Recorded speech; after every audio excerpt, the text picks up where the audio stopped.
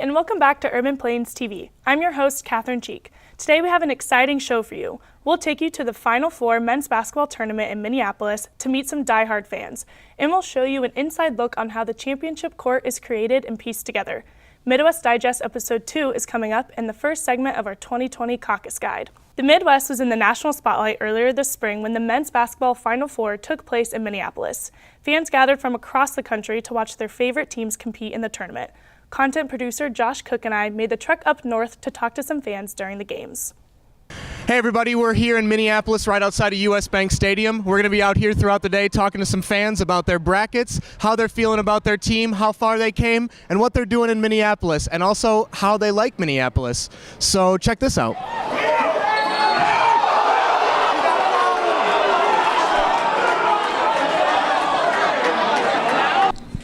Hey guys, any of you guys care to comment on the game at all? I didn't watch it. Nope. Okay.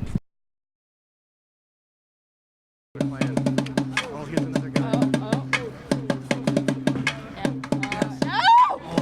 thought he was going to flip. I thought his neck was going to be broken. Oh my God.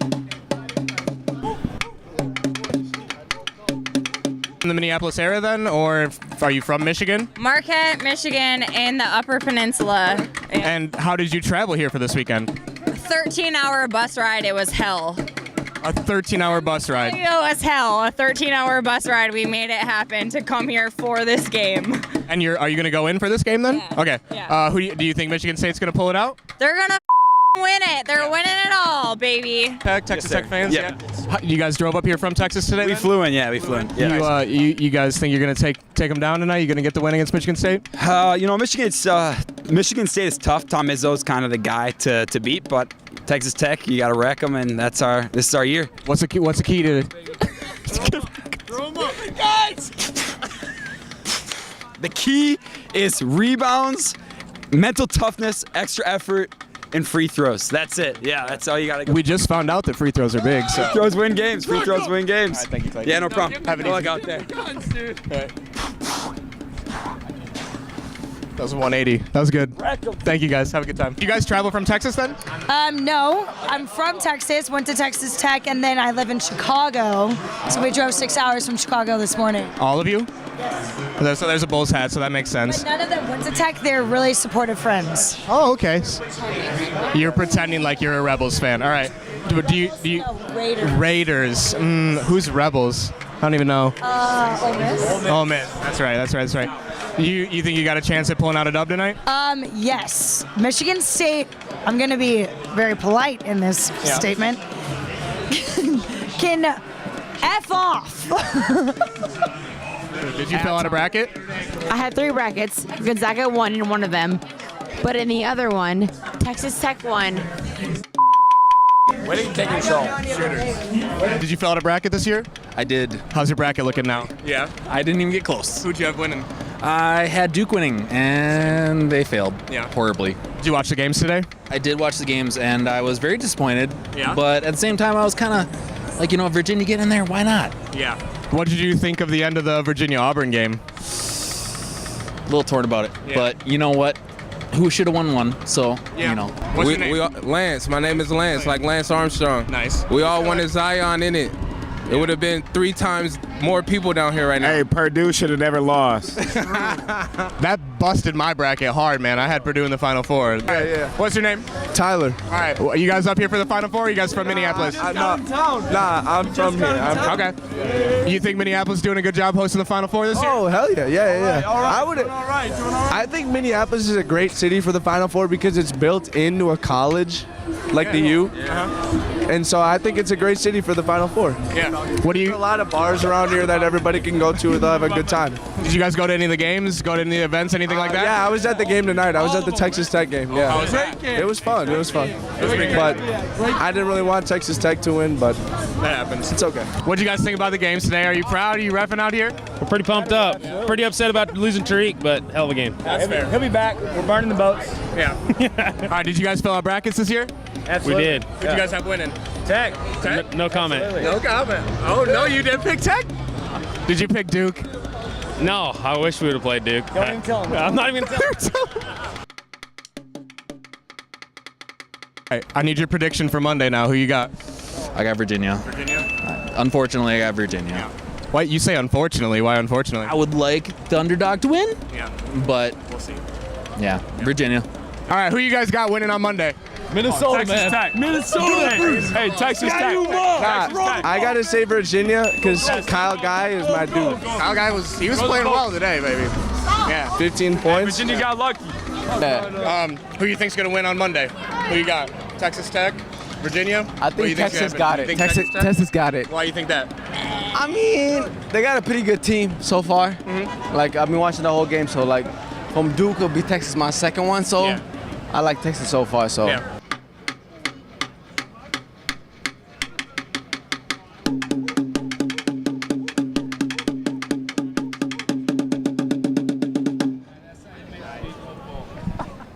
Well, those are some pretty dedicated fans, and what a great way to experience the Midwest.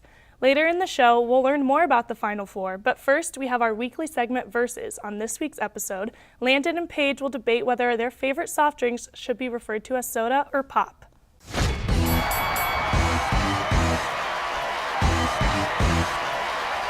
So I'm Landon, I'm Paige. and we are going to be arguing about using the word pop versus soda. So Paige, why is the word pop?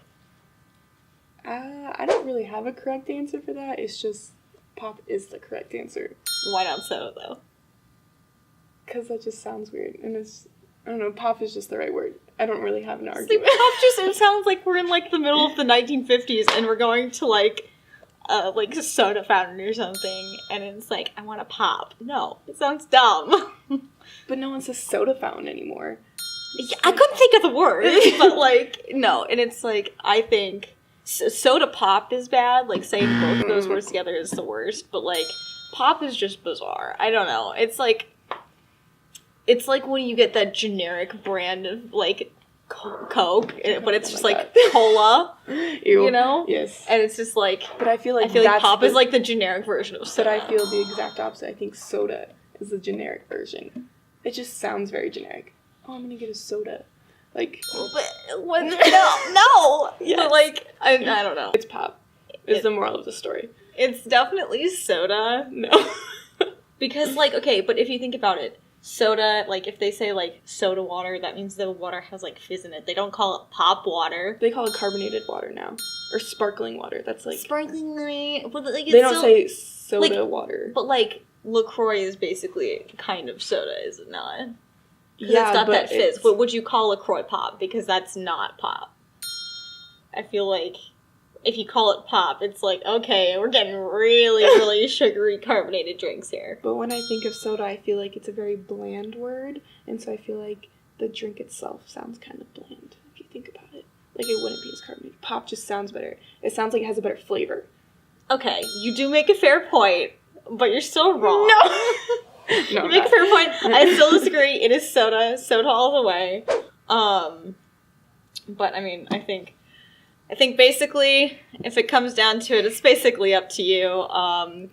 Let us know on our social media if you use the word pop or this word soda, or if you're really weird and you use the word Coke for soda. Thanks for watching.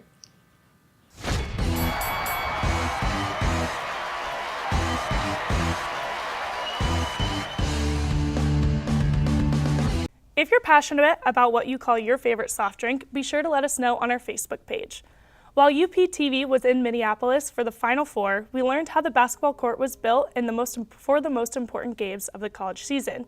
Every year, a new floor is built from scratch for the finals. It's a lengthy process with a surprising Midwest connection behind the operation. Connor Sports shared their video of how they created the court in the US Bank Stadium's Final Four. Content producer Josh Cook talked to Connor Sports marketing director Brian Klein about the manufacturing, design, and installation.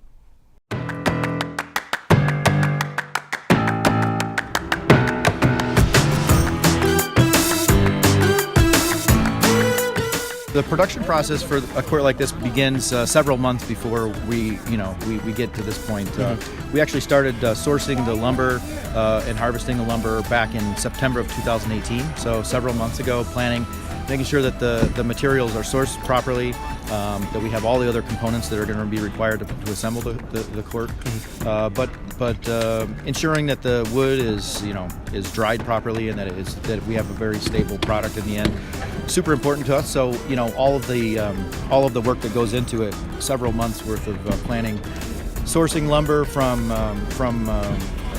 one of our partners in northern Wisconsin, where most of our lumber comes from, and then also the finishing process for this court was handled in Ohio at one of our finishing partners.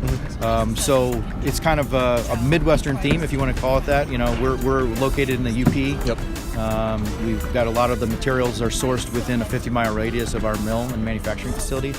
And then we used a finisher from the Midwest and our company's headquarters in Chicago. So it's kind of a really, it is a Midwestern kind of a thing for us. We design and engineer our courts to the highest standards, and I think that, and then we have the service side of the business, the logistics and planning and all of the things that have to go into play to be able to pull something like this off.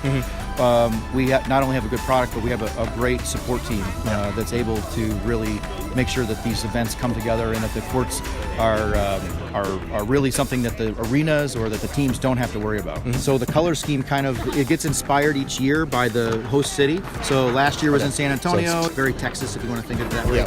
And then here for the Minneapolis court, they did a great job of incorporating these really beautiful natural kind of colors, greens and blues. The logo was developed to really highlight the things that come to mind when people think of the state of Minnesota. If you're not from Minnesota, what do you think of? You think of lakes, the trees, and the stars, and that's really a beautiful kind of a rendition of the Final Four logo that they came up with this year. Aside from the Final Four, they also supply NBA playing services. The Golden State Warriors and the Boston Celtics both play on Connor Sports courts, so keep an eye out during these NBA playoffs. Now for another installment of our weekly segment, Midwest Digest. The Midwest is home to some unusual foods and even more unusual food pairings. Have you tried chili and cinnamon rolls? Well, 2 Urban Plains staff members who've never had the combination before sample one of those Midwest famous food combos.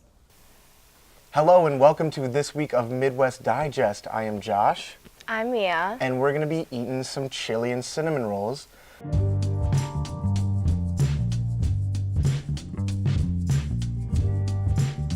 This is supposedly a Nebraska tradition, correct? Nebraska, and they do this, and I think it's really weird, but we've heard that it's really good. So we're gonna give it a try. I don't know how you want to do this. Are we gonna try to pour this? we could cut and like dip. Oh my God, so many options. I'm gonna try a cut and dip. Maybe. Oh, I don't know. I kind of want to like send it fondue? on a pour. But like, nah. I'm gonna send it on a pour. We'll see how this goes. Oh God. No. Ooh.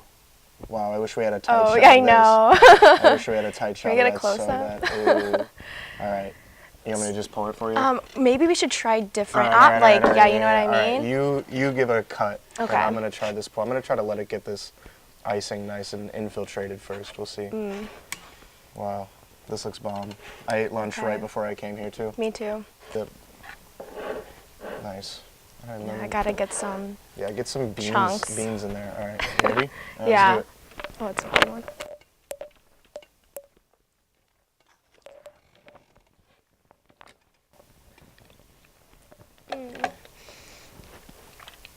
It's hard to have complaints. You know what it feels like? It's that episode of Friends with the trifle, when Rachel makes the trifle that has the pages stuck together. You remember that? No, I don't. I'm not that far yet. I'm on season 5. Okay, there's a Thanksgiving episode, and she makes a trifle, but 2 of the pages in the cookbook get stuck together. So it's like a dessert trifle, but then the next page is like a meat thing. And Joey's like, not a lot to dislike. Meat, good. Good. It's like that. I might remember that actually. Yeah. I know what you It's a very mean. good one. And no one else wants to eat it, but Joey just keeps like devouring everybody's pieces. In my opinion, I don't know. The icing tastes a little metallic with the chili, but I'm gonna have some more. I like them together, but separately, if that makes any sense. Yeah. Right, like if Like you I'm were just tasting doing the like different flavors. Yeah. versus a mix. What's weird for me is that the frosting and the beans have very similar textures. Do they? Don't they? Okay, let me get a little bit of both. Hit a bean and then hit a little Yeah. bit of that, and they feel the same in my mouth. Oh, it's like hard icing, so it's kind of weird. Firm. But if I went to like a cool cafe, where I they were didn't like that at all. No. That was terrible. Yeah, see, they feel the same, but they taste vastly different. I think if I went to a nice like coffee cafe, I could do this. But if it was like all ready to go, all right. I don't know. 1 to 10? What do you think? A soft 5. Soft 5. I'm gonna hit a hard 6. I think it's a 1 on the binary. So, yeah, that's it for us. We're gonna maybe eat the rest of this, but make sure you guys check out our Facebook page and let us know if you've ever tried this, where you've had it, what you think of it. I have mixed emotions, but definitely hop on the Facebook page. Let us know what you guys think. Yeah. Awesome. Thank you. Well, I guess don't knock it till you try it, so thanks to Josh and Mia for giving it a shot. With the 2020 presidential election on the horizon, all eyes have turned to the Midwest and Iowa as candidates make their way through the heartland to gain voter support. Staff member Josh Cook is here with us for our first 2020 caucus update. We're just 39 weeks away from Iowa's First in the Nation caucus in February of 2020, and presidential campaigns are in full swing. With candidates traveling around, meeting voters, answering questions, and taking selfies, there's no time like the present to catch up on the field. This week, we'll be taking a look at the smaller Republican field before diving into the ever-expanding Democratic field. To kick off the 2020 election cycle, President Trump filed to run for re-election on January 20th of 2017, the day he was inaugurated. The Associated Press reported that Trump's campaign declaration recently, they have raised over $30 million in the first quarter of 2019. This $30 million brings their claimed campaign dollar amount to just over $40 million, which the Associated Press called, quote unquote, an unprecedented war chest for an incumbent president this early in the campaign cycle. For a recent comparison, Obama had less than $2 million at this point in 2011. Trump will have challengers, though, as Bill Weld, who was the governor of Massachusetts from 1991 to 1997, officially filed for his candidacy on April 15th. Weld was also the running mate for Libertarian presidential candidate Gary Johnson in the 2016 election. In early March, Politico reported that when asked how much money his campaign had accumulated for a run at the presidency, Weld said they had raised, quote, not much. Despite declaring in April, 7 months before caucuses kick off, Weld faces an uphill battle to raise enough money to truly challenge Trump. In other news, the Iowa Democratic Caucus will see some changes in the upcoming season, most notably the addition of virtual caucusing, where voters can submit their caucus votes online. Virtual caucusing not only represents the opportunity for people who can't be at a certain caucus location at a certain time to participate, but will also lengthen the submission process. Instead of being a single-night event, registered Democrats will be able to cast a caucus vote from January 29th to February 3rd, the official night of the caucus. And there is a widespread Democratic field looking to take advantage of this change. As of this week, Joe Biden is leading in polling for the Democrats. Before announcing at the end of April, Biden and Bernie Sanders were polling around the same level of support, but since making his campaign official, support for Biden has gone up almost 10 points, while Sanders' polling support has dropped about 7 points. Other candidates have made headlines, with Kamala Harris, Elizabeth Warren, Pete Buttigieg, Beto O'Rourke, and Cory Booker all polling near 5% over a sustained period. Surely a couple of these candidates will represent a serious threat to Biden or Sanders if they can take advantage of the time they get in the spotlight. Elizabeth Warren has been on the rise polling recently over the past several weeks as she has been releasing detailed plans to relieve student debt, protect public lands, and make sure the super wealthy are paying their taxes. That's all we've got for this week, but be sure to look out for our caucus guide on urbanplains.com to read a full overview of each of the candidates gaining support and making headlines. It looks like we've got a packed race already and still have several months before the Iowa caucuses in February 2020. Join us on our final episode as we interview CNN journalist Lisa Ling. We will also have an artist from Station 1 Records, 15-year-old Eleanor Grace, in studio to grace us with a live performance. And who has the best cheese curds in Des Moines? You'll find out on our next show. Don't forget to join our conversations and find behind-the-scenes coverage on our stories on social media by following our Facebook, Twitter, and Instagram pages. Thanks for joining, and we'll see you next time.